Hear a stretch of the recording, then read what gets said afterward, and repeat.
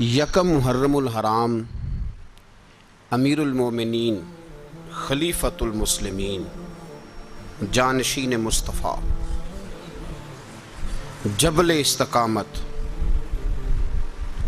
اور رسول اللہ کے دین کا بہت بڑا سپاہی حضرت عمر فاروق رضی اللہ تعالی عنہ، جناب عمر کا نام صرف کام نہیں، حضرت عمر کا نام انقلاب برپا کر دیتا ہے۔ حضرت عمر کا نام کفر کے ایوانوں میں جبر، ظلم، شرک کی وادیوں میں جب حضرت عمر کا نام بھی لیا جائے تو بے ایمان کانپنا شروع ہو جاتے ہیں۔ حضرت عمر فاروق رضی اللہ تعالی عنہ، حضرت عمر معمولی شخص نہیں، معمولی آدمی نہیں۔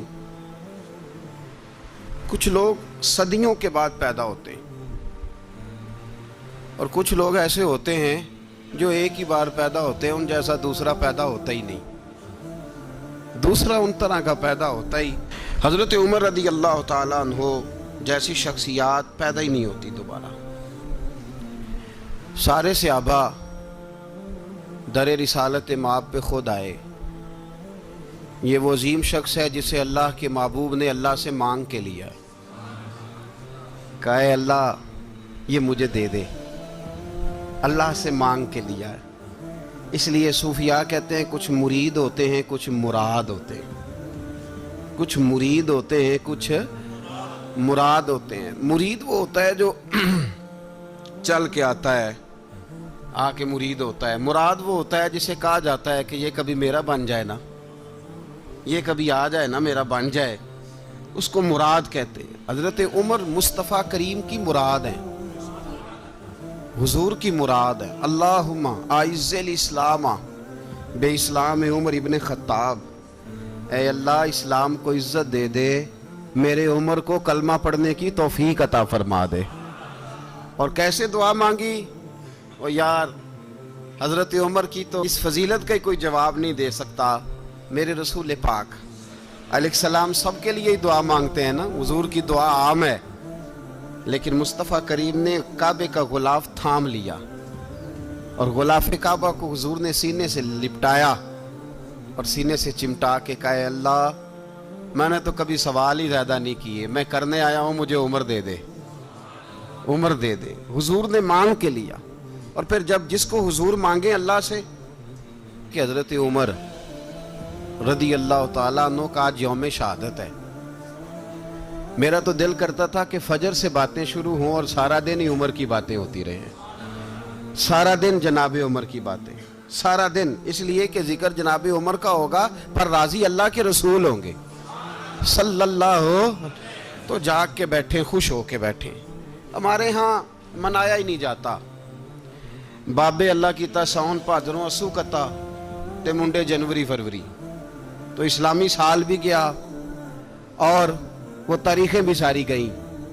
یکم محرم امت مسلمہ کے لیے بہت بڑا دن ہے، بہت بڑا دن۔ یہ شہادت ہے حضرت عمر فاروق کی رضی اللہ تعالی عنہ۔ یہاں چھوٹی چھوٹی باتوں پہ گورنمنٹ چھٹی کرتی پھرتی ہے، چھوٹی چھوٹی باتوں، الیکشن ہو گیا تو چھٹی، فلاں جگہ پہ تھوڑا سا کسی نے خبر دے دی کہ کوئی پریشانی ہے تو چھٹی، فلاں جگہ یہ ہو گیا تو چھٹی، یہاں تک کہ فلاں وزیر صاحب فلاں علاقے میں آئیں گے تو سارے علاقے کو چھٹی۔ اور اب تو اس سے بڑا حال ہونے لگا ہے، اگر جن لوگوں کی سندھ میں حکومت ہے ان کے لیڈر کا دن آیا تو اس دن چھٹی، اور جن کی پنجاب میں حکومت ہے ان کا دن آیا تو چھٹی۔ ہمارا مطالبہ ہے حکومت پاکستان سے، اگر سر اٹھا کے جینا چاہتے ہو تو یکم محرم کو چھٹی کیا کرو، اگر سر اٹھا کے جینا چاہتے ہو تو یکم محرم کو چھٹی کرو جناب عمر کے دن، اور ملت کے جوانوں کو بتاؤ کہ اگر عزت کی زندگی جینا چاہتے ہو تو اس طرح جیو جس طرح فاروق اعظم جی کے گئے ہیں، عزت اور وقار کی زندگی۔ جمہوریت حضرت عمر سے سیکھنی پڑے گی، حکومت کرنے کے طریقے حضرت عمر سے، رعایا کو سیکھنا پڑے گا کہ امیر کس طرح بنایا جاتا ہے اور امیر کس طرح کے ہوتے ہیں۔ یہاں لوگ ہمیں یورپ کی مثالیں دیتے ہیں لوگ یہاں ہمیں آ کر کے امریکہ کی مثال، انہیں کیا پتا حکومت کیا ہوتی ہے، وہ کہتے ہیں جی وہ سائیکل پہ جاتا ہے ان کا حکمران۔ میں نے کہا وہ سائیکل پہ جاتا ہے؟ میرے عمر فاروق مدینے سے مکے گئے تھے تو پیدل ہی حج کرنے چلے گئے، پیدل ہی۔ اور جناب عمر فاروق رضی اللہ تعالیٰ عنہ عید کی نماز پڑھانے گئے، عید کی نماز عمر خطبہ عید دینے گئے۔ اور اس زمانے میں کون سا غریب ہے جو ننگے پاؤں جاتا ہو؟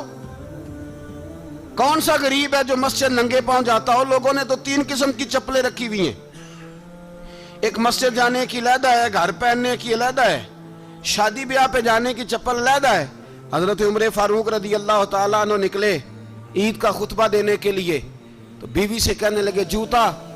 اس نے کہا صاحب اتنی دفعہ ٹوٹا ہے اب گانٹھا نہیں جا سکتا، اتنی دفعہ ٹوٹا ہے کہ اب دوبارہ پیمند نہیں لگ سکتے۔ تو حضرت عمر کہنے لگے چل کوئی حرج نہیں ہے، بغیر جوتے کے ننگے پیر ہی چلتے ہیں، کوئی حرج نہیں۔ تو کہنے لگے لوگ کیا کہیں گے؟ فرمایا چپ کر، لوگ جس دن عمر نے یہ دیکھ لیا نا لوگ اس کے بارے میں کیا کہتے ہیں، اس دن عمر نہیں رہے گا۔ تو کہا پھر آپ کا نظریہ کیا ہے؟ فرمایا میرا نظریہ یہ ہے کہ رب رسول میرے بارے میں کیا کہتے ہیں، لوگوں کا کیا ہے؟ لوگ کل کسی کے بارے میں کچھ کہتے ہیں اور پرسوں کچھ کہتے ہیں، میرا نظریہ یہ ہے کہ رب رسول میرے بارے میں ننگے پیر عمر جا رہے ہیں۔ کون جی؟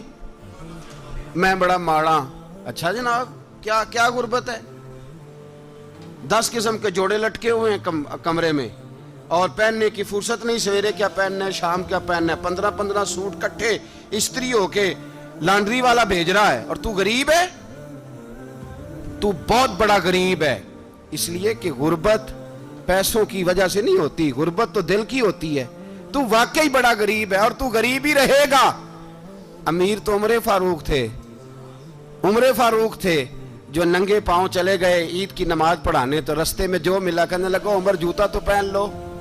فرمایا تمہیں عمر کا جوتا نہ پہننے کا نقص تو نظر آیا ہے، کوئی حرج نہیں، اگر عمر کو کبھی بتانا ہوا تو وہ والا نقص بتانا جو عمر کی سیرت میں پیدا ہو، کردار میں پیدا ہو، وہ والا نقص بتانا، یہ چھوڑو جوتے آتے جاتے رہتے۔ ننگے پاؤں گئے، پاؤں دھوئے، نماز پڑھائی، لوٹ آئے۔ او بھائی یہاں تو ہمارا بناؤ سنگار اترنا، جتنی توجہ کپڑوں کی طرف ہے اتنی توجہ کبھی ہماری علم کی طرف ہوتی نا، جتنا ذوق شوق ہمارا بناؤ سنگار کی جانب ہے، اتنا بناؤ سنگار کبھی ہمارا اخلاقیات کی جانب ہوتا تو معاملات بڑی حد تک سنورے ہوئے ہوتے۔ حضرت سیدنا فاروق اعظم رضی اللہ تعالی اپنی زندگی کو ترتیب دیا، ایک دن بھی خلافت نہیں مانگی اللہ سے۔ حضرت عوف بن مالک اشجعی ایک صحابی ہیں، حضرت عوف بن مالک رضی اللہ تعالیٰ عنہ فرماتے ہیں کہ جناب ابو بکر صدیق کا زمانہ تھا تو میں نے خواب دیکھا، میں نے خواب میں جناب عمر کو دیکھا، اور میں نے دیکھا کہ کوئی کہنے والا کہہ رہا ہے کہ عمر وہ ہے کہ اللہ کے رستے میں کوئی اسے جتنا مرضی برا بھلا کہے یہ پرواہ نہیں کرتا۔ کس کے رستے میں؟ بولے سارے۔ اس کا مطلب ہے اللہ کے رستے میں لوگ برا بھلا بھی، قرآن مجید نے کہا وَلَا يَخَافُونَ لَوْمَةَ لَائِمٍ، کچھ لوگ ایسے ہیں جو برا بھلا کہنے والوں کی پرواہ نہیں کرتے۔ آپ یقین کریں اگر پرواہ شروع ہو جائے نا تو دین کا کام ختم ہو جائے، نہ کوئی تقریر کرے، نہ کوئی تدریس کرے، نہ کوئی پیری مریدی کرے، ختم ہو جائے اگر باتوں کی پرواہ ہو۔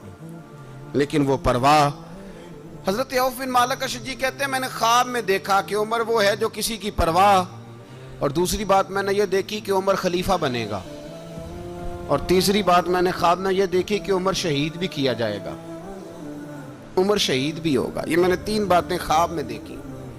فرماتے ہیں میں نے آ کے خواب حضرت ابو بکر صدیق کو سنائی، وہ خلیفہ تھے، وہ کہنے لگے ٹھہر جا میں عمر کو بلاتا ہوں، اس کے سامنے دوبارہ سنانا، اس کے سامنے۔ فرماتے ہیں میں نے بلایا حضرت عمر فاروق کو، آ کے بیٹھے، خواب شروع ہوا، کہا ایک بات تو میں نے یہ دیکھی کہ آپ ملامت کرنے والے کی پرواہ نہیں کرتے، دوسرا آپ خلیفہ بنے کہ جناب عمر کہنے لگے چپ کر، ابو بکر کے سامنے ہی کہہ رہا ہے، چپ کر، خلیفہ کے سامنے ہی کہہ رہا ہے۔ تو حضرت ابو بکر صدیق کہنے لگے عمر اسے کہنے دو، مجھے لگتا ہے رب کی رضا یہی ہے کہ میرے بعد اگر مصطفیٰ کا منبر ملے تو عمر کو ملے، اسے کہنے دو۔ یار یہاں تو لوگ ڈینگے مارتے ہیں، یہاں تو لوگ دعوے کرتے ہیں میرے سامنے فلانے کو بھی بٹھاؤ، فلانے کو بھی بٹھاؤ، اس کو کیا پتا، اس کو کیا پتا، یہ تو بڑھ کے مارنے کا دور ہے۔ حضرت عمر رضی اللہ تعالیٰ عنہ کو تیسری بات کہی، حضرت عوف بن مالک نے کہا اب شہید کیے جائیں گے، میں نے خواب دیکھی ہے۔ نیک لوگوں کے خواب بڑی حد تک سچے ہوتے ہیں۔ کہا میں نے خواب دیکھی ہے، تو حضرت عمر کہنے لگے شہید تو دلیر لوگ ہوتے ہیں، شہید تو دلیر، جسے سارا زمانہ دلیر کہہ رہا ہے وہ اپنے بارے میں کیا کہہ رہا ہے؟ کہتے ہیں شہید تو دلیر، میں تو کاہل سا آدمی ہوں، سست آدمی ہوں، میں تو اتنا کام ہی نہیں کرتا، تو یہ خواب تو نے جو دیکھا ہے نا پھر سے دیکھنا۔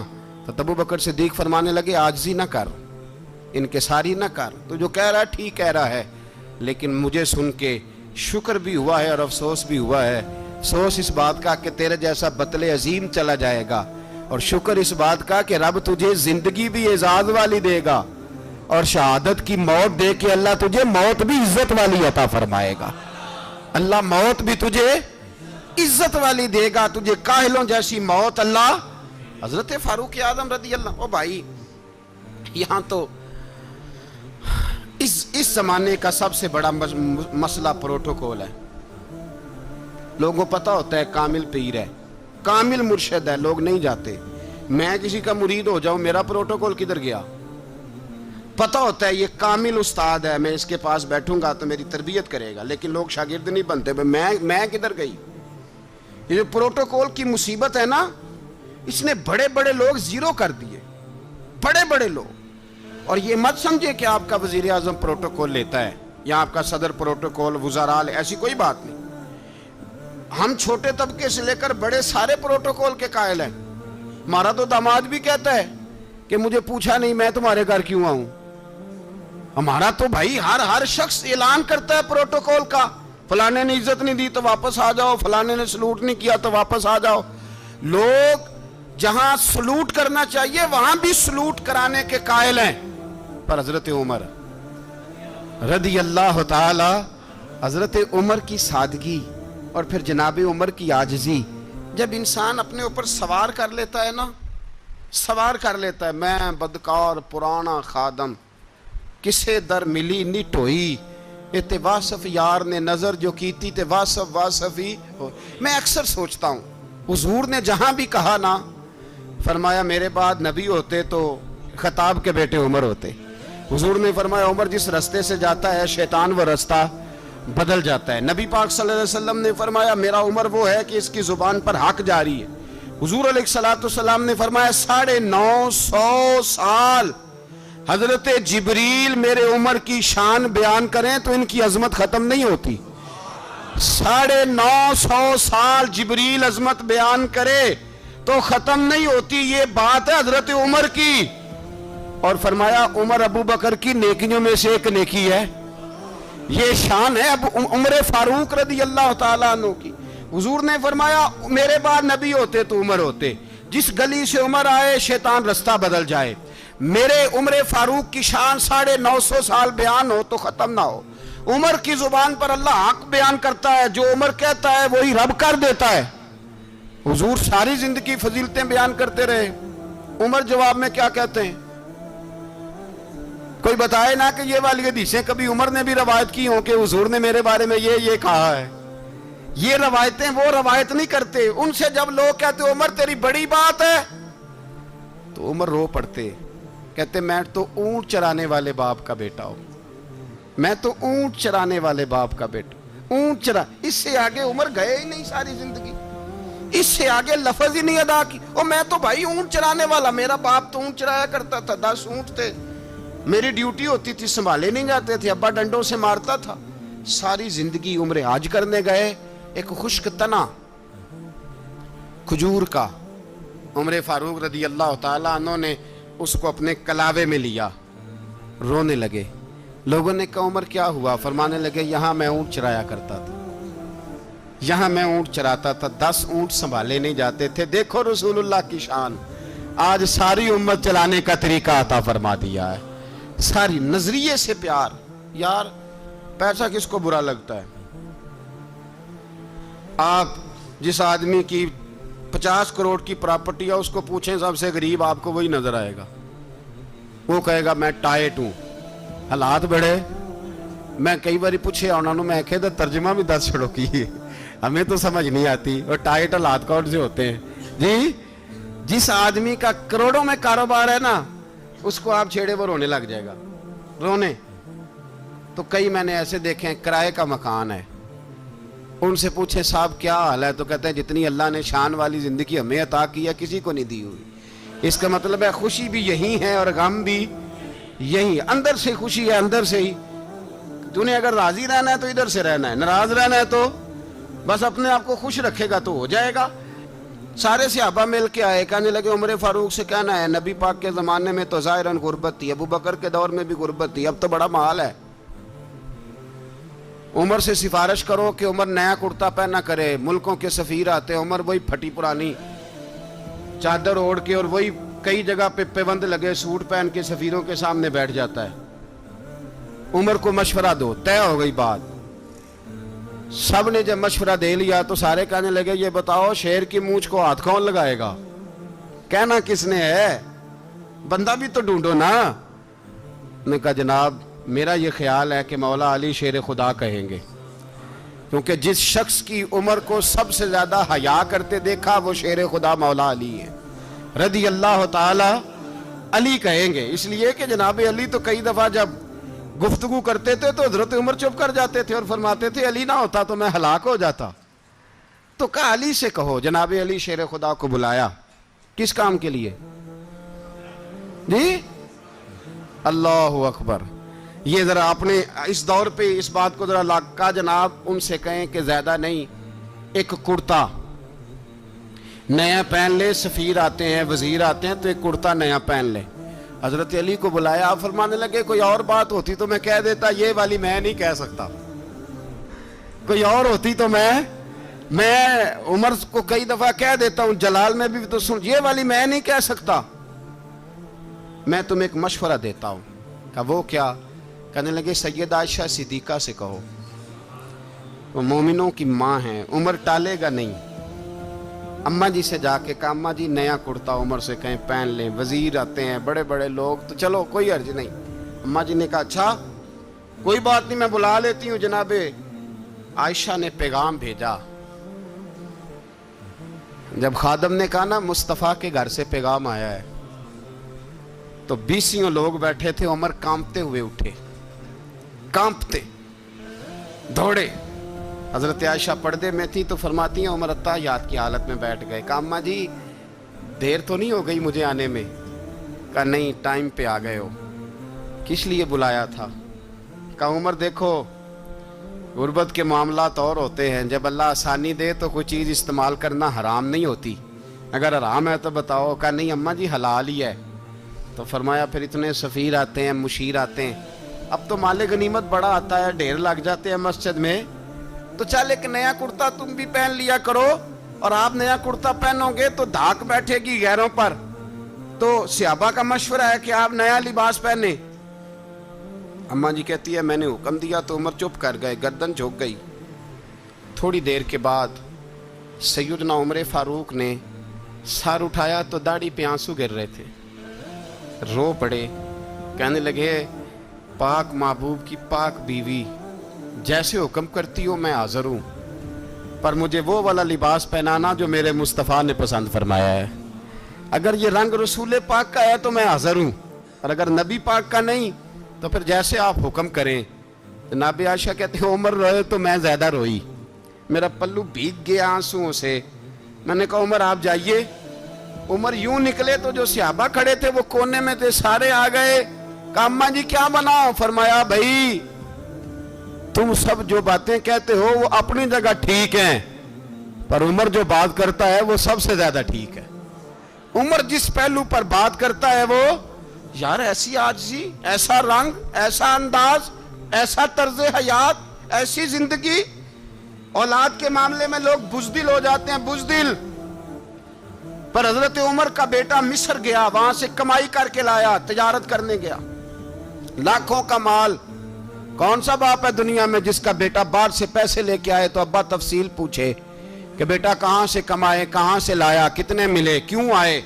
کون سا باپ تفصیل پوچھتا ہے؟ ابا تو کہتا لا صحیح، اور तारीफें करता है, मेरा बेटा बड़ी कमाई करता है। कभी पूछा है उससे कि ड्यूटी सही देता है कि नहीं? कभी पूछा है कि तू ईमानदारी की रोजी लाता है कि हराम की कमाता है? ये बाप की जिम्मेदारी है, ये अम्मा की जिम्मेदारी है। फिर कहता है बीमारी कैसे आ गई, परेशानी कैसे आ गई? तूने कभी सवाल किया अपनी औलाद से?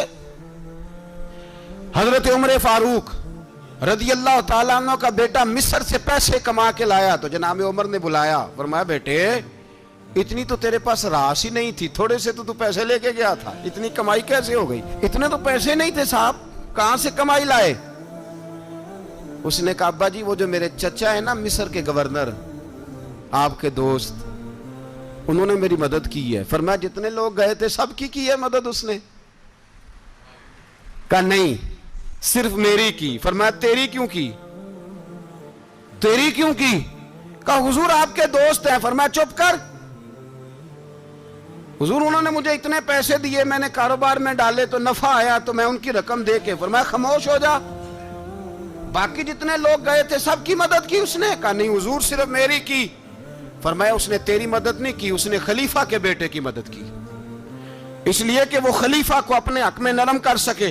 फरमाया आधा माल तेरा है, आधा माले गनीमत का है, माले खजाना का है, मुसलमानों का है, इसलिए कि तू जो वहां से माल कमा के लाया है वो अपने बाप के खलीफा होने की वजह से कमा के लाया है, लिहाजा रख इधर। यहां कहते हैं किधर से आया, कैसे आया, कौन सा हिसाब दें, क्या करें? ओ भाई हजरत उमर रज़ी अल्लाह ताला अन्हु का अपनी औलाद के बारे में ये रंग है। एक जंग से ना खुशबू आई, खुशबू बड़ी महंगी होती थी, अरब में खुशबू आज भी बड़ी महंगी है, वो ज्यादा इस्तेमाल करते हैं। मेरी बातों की समझ आ रही है मेरे भाइयों? बड़ी महंगी खुशबू थी। जब वो खुशबू आई तो हजरत उमर ने कहा, घर में पहले पहुंची हजरत उमर के, चूंकि ज्यादा औरतें इस्तेमाल करती थी घर के अंदर खुशबू, मर्द भी लगाते थे। हजरत उमर ने अपनी बीवी से कहा, आपकी ज़ौजा तो थी वो बड़ी खुशबू को पसंद करती थी। हजरत उमर ने अपनी ज़ौजा से कहा कि खुशबू लाओ, मैंने एक औरत की ड्यूटी लगाई है, वो खुशबू तोल तोल के ना तो हिस्सा बराबर स्याबा में बांट देगी। तो आपकी ज़ौजा कहने लगी किसी बीबी की ड्यूटी लगाने की क्या जरूरत थी, मैं जो मौजूद थी मैं बांट देती हूं तोल के हिस्सा बराबर। आपने फरमाया नहीं तू रहने दे, वो फलानी बीबी बांटेगी। कहा हुजूर मैंने भी बांटनी है, मेरे पे कुछ हक है? आपने फरमाया नहीं तू तफसील ना पूछ, तू खुशबू दे दे, कोई और बांटेगी। खातूने खाना थी ना, कहने लगी नहीं मुझे भी आज आपको बताना ही पड़ेगा कि कोई जो बांट सकती है तो मैं क्यों नहीं बांट सकती? ज़ौजा कहती उमर ने बात की तो मेरी चीखें निकल गई। हजरत उमर फरमाने लगे जब तू खुशबू बांटेगी ना तेरे हाथों को भी लगेगी, तेरे दुपट्टों को भी लग जाएगी। अगर रब करीम ने मुझसे सवाल पूछा कि उमर खुशबू तो मुसलमानों की थी, तेरी बीवी के दुपट्टे को क्यों लग गई, तो मैं अल्लाह के हुजूर क्या जवाब दूंगा? अगर अल्लाह ने यह सवाल किया कि तेरी बीवी ने क्यों लगाई, वो तो हिस्सा था मुसलमानों का, तो तूने तेरी बीवी ने क्यों लगाई? तो फरमाया मैं नहीं चाहता कि अल्लाह के हुजूर मुझे और तुझे बाज़पुरस हो, लिहाजा किसी और को बांटने दे। ज़ौजा रोई और तड़प के कहने लगी उमर मुझे लगता है सुबह कयामत भी तेरी बीवी होने की वजह से अल्लाह मुझे जन्नत अता फरमा देगा, तेरी ज़ौजा होने की बरकत से। भाई ये मेयार रखा, खुदा की कसम ऐसा शख्स तारीख में दोबारा नहीं आया। इतना बड़ा आदमी, इतना बड़ा शख्स, इतना बड़ा आदमी, और फिर रंग ये है कि उमर 22 लाख मुरब्बा मील का हुक्मरान, 22 लाख, और खजूर के दरख्त के नीचे मट्टी का ढेला लेके सो गए हैं, परवाह ही कोई नहीं, कोई मसला ही नहीं। 2 गुलाम साथ बैठे तो एक रोटी हजरत उमर ने घर से मंगवाई, थोड़ा सा सिरका, तो गुलाम कहने लगे हमने भी खानी है। फरमाया कोई अर्ज नहीं, रोटी को पेट भर के खाना जरूरी तो नहीं, 3 हिस्सों में बांट लेते हैं। एक आदमी आया हुआ था मिस्र का रहने वाला मिलने के लिए, उसने पूछा उमर किधर है, तो कहा वो उधर जाओ मस्जिद में बैठे होंगे, और वापस आया तो कहने लगा वहां तो 3 गुलाम बैठे हैं, एक रोटी बांट बांट के खा रहे हैं, लगता है कई दिनों से रोटी नहीं मिली। कहा 3 गुलाम तो कोई नहीं, वहां 2 ही थे, तीसरे तो अमीरुल मोमिनीन थे। उसने कहा नहीं नहीं 3 गुलाम हैं, कपड़े भी एक तरह के पहने हुए, बल्कि 2 के तो फिर सही हैं, तीसरे के तो ज्यादा माड़े हैं, कपड़े भी एक तरह के, کھانا پینا بھی ایک طرح کا اور ان کا نشست برخاست بھی ایک طرح کی ہے، لہذا کوئی فرق نہیں۔ حضرت ابو ہریرہ کہتے ہیں میں لے کے آیا اور جناب عمر کو جب میں نے کچی زمین میں تامت سمیٹ بیٹھے دیکھا تو میں رو پڑا۔ میں نے اس مصر سے آنے والے کو کہا تو اس کے جلوے دیکھ، اگر اس کی ذات میں اتنا حسن ہے تو محمد عربی کا مقام کیا ہوگا؟ یہ مقام غور ہے، مقام غور۔ 10 محرم کو لوگ دیگے پکائیں گے نا؟ نہیں پکانی ہے؟ کوئی بول دے نہیں، ہاں نہ نہیں کر دے، پروگرام بدلیا تو نہیں دی عید کی کہ وہی کام شروع ہویا ہے لات ٹائٹ ہونے والا۔ کیوں جی پکنی ہے نا دیکھیں 10 محرم کو انشاءاللہ تعالی، ہم بھی پکائیں گے انشاءاللہ، یہاں بھی پروگرام ہوگا۔ تو 10 محرم کو جو دیگ پکنی ہے تو ایسا نہیں ہو سکتا کہ 1 محرم کو حضرت عمر کے نام کی بھی کوئی پک جائے۔ اگر امام حسن حسین کے نام کی دیگیں پکیں تو جو امام حسن حسین کے سے پیار کرنے والے ہیں، جو امام حسن حسین سے، ہم لوگوں نے بھی عجیب رٹا اپنایا ہے نا، ہم لوگ بات کا ایک پہلو دیکھتے ہیں دوسرا نہیں دیکھتے۔ حضرت امام حسن اور حسین کو بھی نبی پاک نے شہید کہا اور جناب عمر کو بھی رسول اللہ نے خود شہید فرمایا، فرمایا شہید ہے، خود فرمایا اپنی زبان سے کہ یہ شہید ہے، خود میرا عمر شہید ہے۔ تو ان کے نام کی دیگ نہیں پکنی چاہیے، اس طرف نہیں ہماری توجہ ہونی چاہیے۔ اور اہل بیت نبو، یہ بات میں پہلے بھی کرتا ہوں آج پھر کرنا ضروری سمجھتا ہوں، اہل بیت کا پیار سن لو کان کھول کے، اہل بیت کا پیار اگر ہمیں کسی نے سکھایا ہے تو سیدنا عمر فاروق نے سکھایا ہے۔ اہل بیت نبوت کی محبت اگر کسی نے سکھائی ہے تو کس نے سکھائی ہے؟ بول کے بتائیے، حضرت عمر نے۔ اہل بیت کا پیار ہمیں حضرت عمر نے بول کر کے سکھایا ہے۔ بھائی یاد رکھیں، کسی کی طاقت نہیں تھی دم مارنے کی حضرت عمر کے سامنے، طاقت ہی نہیں تھی۔ کیسر و کسرا کانپ جاتے تھے، جرأت ہی نہیں کرتے تھے حضرت۔ اور ہمارے تو تعلقات بڑے ہیں نا غیروں سے۔ حضرت ابو موسیٰ اشعری رضی اللہ تعالیٰ عنہ فرماتے ہیں میرا منشی عیسائی تھا، وہ کاتب کہتے تھے وہ لوگ، میرا حساب کتاب عیسائی تھا۔ تو فرماتے ہیں ایک دن میں نے وہ سارا حساب کتاب لین دین کے حضرت عمر کو دکھائے تو فرمانے لگے جس نے لکھے ہیں اس کو بلاؤ۔ کہنے لگے حضور مسجد نہیں آ سکتا۔ کیوں نہیں آ سکتا؟ کہنے لگے وہ عیسائی ہے۔ کہتے ہیں حضرت عمر جلال میں آ گئے۔ آپ فرمانے لگے جنہیں رب دور کرتا ہے تم کیوں قریب کرتے ہو؟ جنہیں اللہ دور کرتا ہے۔ فرمایا تم غیروں کو اگر عہدے دو گے تو اپنوں کا کیا بنے گا؟ اگر تم غیروں کو عہدے دو گے تو اپنوں کا، یہ سوچ ہے جو آج برما کے مسلمانوں کے لیے بھی ضروری ہے۔ کہا اگر تم غیروں کو عہدے دو گے تو اپنوں کا۔ ہم نے غیروں کو عہدے دیے تو دیکھا نا اپنے کس طرح کاٹے جا رہے ہیں۔ غیروں کو جو عہدے دے دیے یارانے سارے غیروں سے، روز دعویٰ ہوتا ہے چین ہمارا سجن ہے، چین ہمارا دوست ہے۔ او بھائی دوست ہے تو اس سے کہو نا کہ برما تو تمہاری ایک چھوٹی سی ریاست ہے، چین کے بغیر تو وہ سانس بھی نہیں لے سکتا، اس کو کہو نا اس حکومت پہ دباؤ ڈالے۔ لیکن ہم لوگوں نے غیروں کو عہدے دیے تو اپنے پس گئے۔ حضرت عمر کہتے تھے ذمی کا ہم ادب کریں گے، ذمی کافر کا ہم، ایسا کافر جو مسلمان ریاست کو قبول کرے، بدامنی نہ پھیلائے۔ ایک آدمی کو آپ نے دیکھا آنکھوں سے نابینا ہے اور بھیک مانگ رہا ہے، تو حضرت عمر کو نظر آ گیا، فرمایا کون ہو؟ اس نے کہا میں یہودی ہوں۔ فرمایا بھیک کیوں مانگتے ہو؟ کہا جب تک تندرست تھا مسلمانوں کو جزیہ دیتا تھا، بوڑھا ہو گیا ہوں کیا کروں؟ حضرت عمر نے گھوڑے کی پشت پہ بٹھایا، کافر کو گھوڑے کی پشت پہ بٹھایا اور بٹھا کے مدینے لائے۔ حضرت علی شیر خدا وزیر خزانہ تھے، فرمایا علی اس کا وظیفہ جاری کرو۔ کہا یہ کون ہے؟ فرمایا یہ یہودی ہے لیکن یہ ہمیں جزیہ دیتا رہا، بوڑھا ہو گیا بیچارہ، بھیک مانگنے پہ مجبور ہے، ہماری حکومت کے اندر رہتا ہے، اس کا پورا وظیفہ جتنا خرچہ اتنا وظیفہ لگاؤ۔ حضرت علی کہتے ہیں میں وظیفہ لگا رہا تھا اور وہ میرے نبی کا کلمہ پڑھ رہا تھا، وہ رسول اللہ کا کلمہ پڑھ رہا تھا۔ یہ مزاج، یہ نہیں کہ کافر۔ حضرت عمر نے گورنروں کو خط لکھے تھے کہ زبردستی کسی کو مسلمان نہیں کرنا، جہاں ان کی عبادت گاہیں بنی ہو گرانی نہیں، کوئی مندر کوئی گرجا ضائع نہیں کرنا۔ اسلام سب کو جینے کا موقع دیتا ہے، پر بے ایمانو ظالموں بدذاتوں تمہیں یہ کہتا ہے کہ ہم تمہیں جینے کا موقع دیتے، تم بھی مسلمانوں کو جینے کا موقع دو۔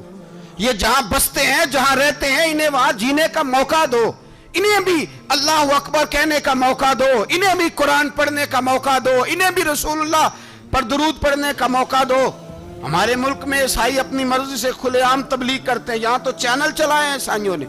کسی مذہبی جماعت نے کبھی جلوس نکالا ہے کہ عیسائیوں کا چینل بند کرو؟ بولے نکلا ہے کہ نہیں نکلا؟ کتنے ظلم کی بات ہے. ہم جب غیر کو اتنا تحفظ دیتے ہیں، اتنا تحفظ دیتے ہیں. ہم نے دیکھا ہے، مجھے بیسیوں لوگوں نے عید پہ ٹیلی فون کیے کہ عیسائیوں کو قربانی کا گوشت دے لیں. مجبور ہیں جی، دروازے پہ آ گئے ہیں، ہمارے کام کاج کرتے ہیں. بیسیوں لوگ. عام آدمی کے دل میں ان کا اتنا جذبہ ہے. وہ مسائل کا بیان کرنا ایک علیحدہ بات، لیکن ہمارے دل کافر کے حق میں بھی نرم ہو جاتے ہیں. تم کس قدر زیادہ بے ایمان ہو اور کفر کس قدر زیادہ ذلیل ہو گیا ہے کہ مسلمان کے حق میں نرم ہوتا ہی نہیں. اور اس سے بڑے ذلیل وہ ہیں جو ان ذلیلوں کے سپورٹر ہیں. وہ کسی عرب ملک کے حکمران ہو یا کسی اور جگہ کے، وہ بڑے ذلیل ہیں جو ان ذلیلوں کے سپورٹر ہیں، جو برما کی بچیوں کے قتل پر اپنی حکومتیں چمکا رہے ہیں. انہیں شرم نہیں آتی. اس قدر مسلمان تڑپا ہے، لیکن ان بے غیرتوں کو ذرا ہوش نہیں آئی. اور یہ ان کے کماش، ان کے دلال جو ہر جگہ ان کی سپورٹ کر کے اپنی حکومتیں قائم کرتے ہیں، ان بے ایمانوں کو پتہ نہیں کہ کب ان پر اللہ کا عذاب اترے گا اور کس طرح ان کے پرخشے اڑیں گے. تمہیں اپنی ذلت اور رسوائی نظر نہیں آ رہی کہ زمین کس طرح تمہارے لیے تنگ ہو گئی ہے؟ اس سے زیادہ اور تمہاری رسوائی کیا ہوگی؟ ڈرو اللہ سے. اور یہ تو دنیا کا عذاب ہے. ان بطش ربک لشدید. میرا رب کہتا ہے قیامت تو قائم ہونے دے. اتنا سخت تیرے رب کی پکڑ ہے، اتنی کسی دوسرے کی ہو سکتی؟ یاد رکھیں اور تھوڑا احتیاط کریں. ہم سب لوگ بھی، جو ہم لوگ آدھی زبان بول کے بھی ان کی سپورٹ کرتے ہیں، اب شرم آنی چاہیے ہمیں ان حکومتوں کی سپورٹ کرتے جو مسلمانوں کی لاشوں کے اوپر حکومتیں قائم کرتے ہیں. شرم آنی چاہیے. بہرحال بات دور نکل جائے گی اور میں اپنے مضمون پہ رہتا ہوں. اہل بیت کا پیار اگر سکھایا ہے تو جناب عمر نے سکھایا ہے رضی اللہ تعالی عنہ. امام حسن ملنے، آپ یقین کریں میں جب اس واقعہ کو پڑھتا ہوں تو میرا دل جھوم جاتا ہے. میں کہتا ہوں یار، ڈاڈا ہونا اپنی جگہ پہ، عشق ہونا اپنی جگہ پہ، انسان کا باوقار ہونا اپنی جگہ. جہاں کھڑے ہونا تھا وہاں یہ کھڑے ہوتے تھے، اور جہاں جھکنا تھا وہاں یہ. ان لوگوں میں اقبال نے کہا تھا تیری نگاہ ناز سے دونوں مراد پا گئے، عقل غیاب و جستجو، عشق حضور و اضطراب. جہاں اگر آیا ہے سامنے کیسر و کسرا تو عمر جیسا دلیر کوئی نہیں. اگر سامنے آیا ایران کا بادشاہ تو عمر جیسا تگڑا کوئی نہیں. اگر آیا ہے سامنے غسان کا بادشاہ تو عمر جیسا عادل کوئی نہیں. لیکن اگر علی کا بیٹا آیا ہے، اگر فاطمہ کے لال پارے آئے ہیں، تو پھر فاروق اعظم سے جیسا محب کوئی نہیں، پھر ان سے جیسا پیار کرنے والا کوئی نہیں. اندر بیٹھے ہیں جناب عمر، اندر تنہائی میں کچھ وزیروں سے گفتگو ہو رہی ہے، میٹنگیں جاری ہیں. آپ کے بیٹے ملنے آئے جناب عبداللہ ابن عمر. ابا جی ملنا ہے. بات ٹھہرو، بات کر رہا ہوں، کوئی نہ اندر آئے. صاحبزادہ باہر کھڑا ہے. تھوڑی دیر گزری تو امام حسن بھی آ گئے. کون آئے؟ آپ کو جو ملے گا امام صاحب کا نام لینے سے، وہ سردار ہیں جنتیوں. کون آئے؟ سارے بولیے. امام حسن، تیری نسل پاک میں ہے بچہ بچہ نور کا، تو ہے نے نور تیرا سب گھرانہ. امام حسن آئے تو حضرت عبداللہ ابن عمر کو دروازے پہ کھڑے دیکھا. کہا امیر المومنین کہاں ہیں؟ کہنے لگے حضرت عمر کے بیٹے. کہنے لگے وہ اندر بیٹھے، کچھ میٹنگ ہو رہی ہے، اور انہوں نے کہا کوئی اندر نہ آئے، لیکن آپ جانا چاہیں تو چلے جائیں. آپ جانا چاہیں تو، تیری نسل پاک میں ہے بچہ بچہ نور، آپ جانا چاہیں تو چلے جائیں. تو انہوں نے کہا جب آپ باہر کھڑے ہیں تو مجھے کوئی اتنا ضروری کام نہیں، اور ابھی زور کی نماز تھوڑی دیر میں ہوگی، میں مسجد میں مل لوں گا امیر المومنین سے. یہ بات کہہ کے امام حسن چلے گئے. یار اتنی بڑی بات نہیں تھی، اتنی بڑی بات نہیں تھی. تو میرے استادوں کا بیٹا بھی آئے تو کہا ٹھیک ہے جی وہ سوئے ہوئے ہیں، کوئی غرض نہیں یار، میں ٹھہر کے آ جاؤں گا. کوئی بڑی بات نہیں تھی، دیکھا جائے تو بڑی بات نہیں تھی، پر بات بہت بڑی تھی، اس لیے کہ یہ خالی حسن نہیں، یہ حسن ابن علی ہیں، یہ حضرت فاطمہ کے لخت جگر. حضرت عمر باہر نکلے. عبداللہ ابن عمر سے پوچھا کوئی آیا تو نہیں؟ تو کہا حضور امام حسن آئے تھے. تو کہا پھر شہزادے کو اندر کیوں نہیں بھیجا؟ کہا میں نے کہا تھا. وہ کہنے لگے اگر امیر المومنین مصروف ہیں تو میں ظہر میں مل لوں گا. حضرت عمر رونے لگے. فرمایا بیٹے تو نے اچھا نہیں کیا. پھر مسجد نہیں گئے. सीधे इमाम हसन के दरवाजे दस्तक दी। इमाम हसन बाहर आए, कहा शहजादे आए थे तो मिले क्यों नहीं? तो इमाम हसन कहने लगे हुजूर आपका अपना बेटा दरवाजे पे खड़ा था, आपका अपना बेटा दरवाजे पे खड़ा था, और मना भी किया था आपने, तो मैं जोर में मिल लेता। हजरत इमाम हसन फरमाते जोशे जज्बात में जनाब उमर ने सर से पगड़ी उतार दी, जोशे जज्बात में। कहने लगे हसन मेरे बेटे का और आपका क्या मुकाबला? क्या उसकी मां का नाम फातिमा ज़हरा है? क्या उसकी नानी का नाम खतीजतुल कुबरा है? क्या उसके नाने का नाम मोहम्मद मुस्तफा है? आपका और उसका क्या मुकाबला? फिर रो पड़े और कहने लगे बेटे मैं मक्के के सहराओं में ऊंट चराया करता था, ये जो मेरे सर पर इज्जत के बाल हैं ये तेरे नाने के उगाए हुए। मैं मक्के के खबरदार शहजादे खबरदार। ओ भाई अहले बैत नबुव्वत के अदब का रंग अगर सिखाया है तो सैयदना उमर ने सिखाया है। हजरत उमर फारूक अथॉरिटी है, इस्लाम की अथॉरिटी। यकम मुहर्रम हजरत उमर की शहादत है। यहूदी बोल उठा, काफिर बोल उठा।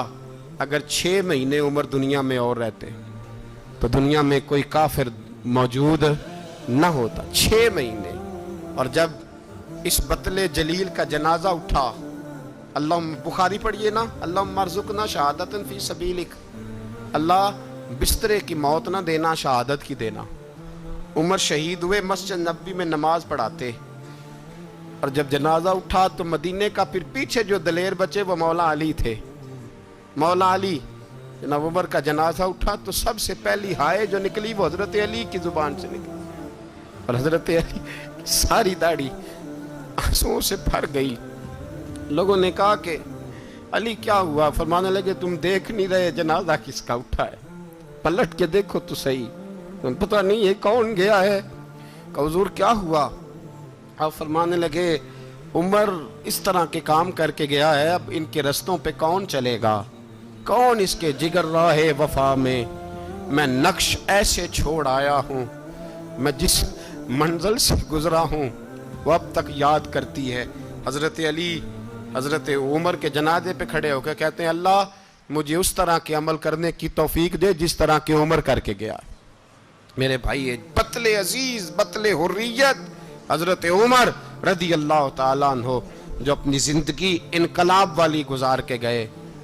उमर जब दुनिया से गए तो 80 दिनार का कर्जा था, 22 लाख मुरब्बा मील का हुक्मरान। और अपने बेटे से कहने लगे बेटे कोशिश करना तेरे खानदान वाले मिल के मेरा कर्जा उतार दे, मेरी कब्र पे बोझ ना रहे। और अगर खानदान वाले मदद न करें तो मेरे दोस्तों से बात करना, वो मदद न करें तो फिर अली से बात करना। इनका प्यार आपस में इतना और तू इख्तलाफ साबित कर रहा है। 80 दिनार का कर्जा छोड़कर हजरत उमर दुनिया से गए और जाती दफ़ा कह गए मेरे बाद मेरे बच्चों को हुकूमत के मशवरे में भी शामिल ना करना, हुकूमत के मशवरे में भी मेरी औलाद शामिल ना हो।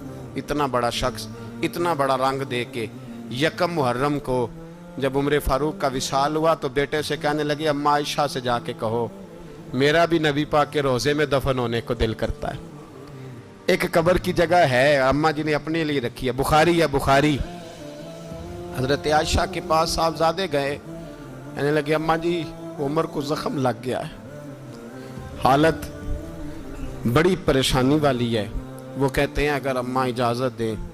सैयद आयशा रो पड़ी, फरमाने लगी कि वो अपनी कब्र की जगह तो नहीं ना किसी को देता, पर उमर ने कमाल ही बड़ा किया। उसे कहो जाओ गुंबद खजरा में क़यामत तक जो मुस्तफ़ा पे और अबू बकर पे सलाम पड़ेगा वो तुझ पे भी सलाम पढ़ के जाएगा। जाओ मैंने जगह दी। आला हजरत फाजिल बरेलवी रहमतुल्लाह अलैह फरमाते हैं वो उमर जिसके आदा पे शायदा शकर, उस खुदा दोस्त हजरत पे लाखों सलाम। उस खुदा दोस्त हजरत पे आप यकीन करें मिंबर पे बैठा हूँ, हजरत उमर का जब नाम लेता हूँ तो मेरे वजूद के रोंगटे खड़े हो जाते हैं। हजरत उमर की जिंदगी जब पढ़ता हूँ तो लगता है खुदाया ऐसे शख्स भी दुनिया में आए, ऐसे लोग